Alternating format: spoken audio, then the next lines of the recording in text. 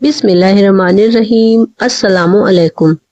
रमज़ान का दूसरा असरा आप सभी को बहुत बहुत मुबारक। मदीने के आसमान में रमज़ान की खुशियाँ फैल रही थीं। चारों ओर सहरी की तैयारियां हो रही थीं, लेकिन हजरत फातिमा रजी अल्लाह ताला अन्हा का घर शांत और निशब्द था। हजरत फातिमा रजी अल्लाह ताला अन्हा पूरी रात इबादत करने के बाद रोजा रखने के लिए सहरी खाने आगे बढ़ी तो लेकिन देखा कि घर में एक बूंद पानी के अलावा और कुछ भी खाने को नहीं था। उन्होंने थोड़ा पानी पिया और अल्लाह से दुआ करते हुए यह कहा कि ए अल्लाह, मैं यह रोजा तेरी ही रजामंदी के लिए रख रही हूँ। तू अगर हमें तंगी भी देता है तो वह तेरी रहमत है। और जैसे ही यह दुआ खत्म हुई वैसे ही मस्जिद नबवी में फजर की मधुर अजान की आवाज गूंजने लगी, जो मानो के पूरे मदीने को इबादत के लिए जगा रही थी। फर्ज की नमाज अदा हो चुकी थी और मदीने में सूरज की रोशनी फैल चुकी थी। कुछ सहाबा मस्जिद नबवी में से बाहर निकल रहे थे तो कुछ लोग रोजी रोटी कमाने के लिए निकल पड़े थे। इसी बीच हजरत अली भी काम की तलाश में बाहर निकले। हजरत फातिमा रजी अल्लाह ताला अन्हा ने भी तो पानी के अलावा कुछ नहीं खाया था, फिर भी वे घर के कोने में बैठकर अल्लाह की इबादत कर रही थीं। इसी समय उनके करीब छोटे हसन और हुसैन रजी अल्लाह ताला अन्हु धीरे धीरे अपनी माँ फातिमा के पास आए और अपनी मासूम आवाज में बोले, हमें अम्मा जान, हमें कुछ और बहुत भूख लगी है, हमें कुछ खाने को दे दो, अब तो भूख सहन नहीं हो रही है। यह सुनकर हजरत फातिमा की आंखों में आंसू आ गए, दिल फरहा उठा।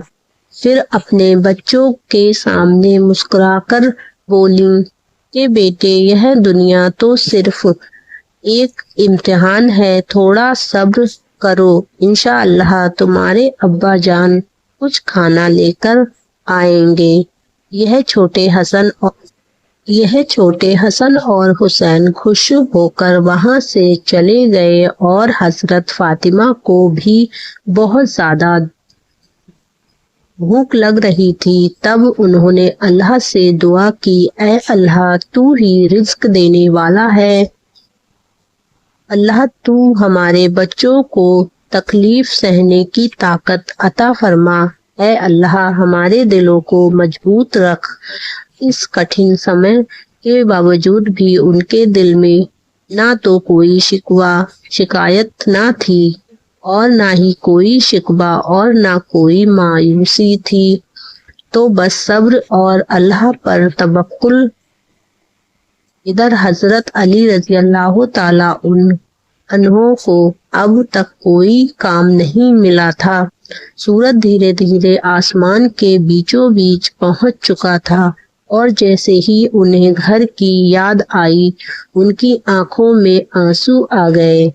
आखिरकार हजरत अली एक सहाबी के घर गए और सलाम करके बोले, भाई, हमारे घर में खाने को कुछ भी नहीं है, क्या आप मुझे काम दिला सकते हैं? सहाबी बोले, अल्लाह की कसम, अगर मेरे पास कुछ होता तो मैं जरूर तुम्हारे लिए रखता, लेकिन मेरे घर में भी कई दिनों से चूल्हा नहीं जला है और मैं भी भूखा हूँ। यह सुनकर हजरत अली रजी अल्लाह ताला अन्हु अवाक रह गए। फिर उन्होंने सहाबी को तसल्ली देते हुए कहा कि अल्लाह कोई रास्ता जरूर बनाएगा, और वह वहां से चल दिए। कुछ देर जाने के बाद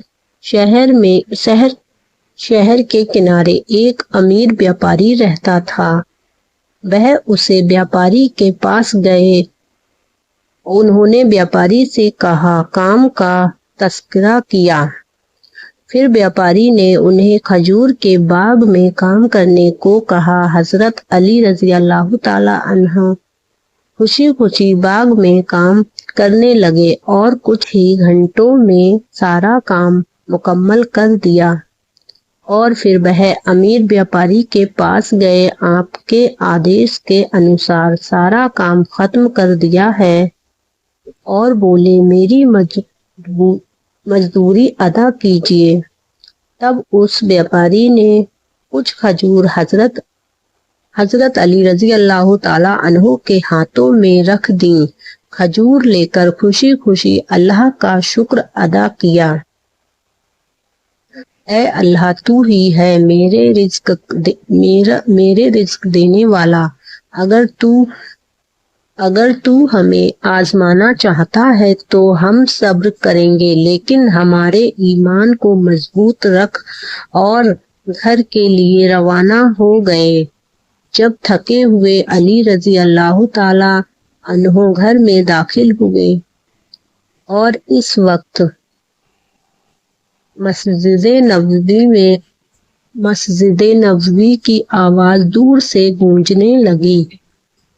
گھر میں افطار کے لیے کچھ کھجور اور صرف پانی تھا، پھر بھی وہ گھر اللہ کی رحمتوں سے بھر گیا، اور سب نے خوشی خوشی افطاری کی، اور حضرت فاطمہ رضی اللہ تعالی عنہ نے صبر کے ساتھ اللہ کا شکر ادا کیا۔ آمین۔ حضرت فاطمہ رضی اللہ تعالی عنہا نے ہمت دان، صبر اور دھیرے کی امت مثال جو اس دنیا میں چھوڑی ہے، وہ ہمیشہ اسلام کے اتہاس میں سنہرے اکشروں میں چمکتی رہے گی۔ اللہ ہم سب کو حضرت فاطمہ رضی اللہ تعالی عنہا کی طرح اور رسول اللہ صلی اللہ تعالی علیہ وسلم کے سائے میں رکھے۔ اللہ پاک ہم سب کو توفیق عطا فرمائے، آمین۔ ویڈیو پسند آئی ہو تو لائک اینڈ سبسکرائب۔ اللہ حافظ۔ اب ملوں گی کل ایک نئی ویڈیو کے ساتھ، تب تک کے لیے اپنا اور اپنے پریوار کا بہت بہت خیال رکھیے گا۔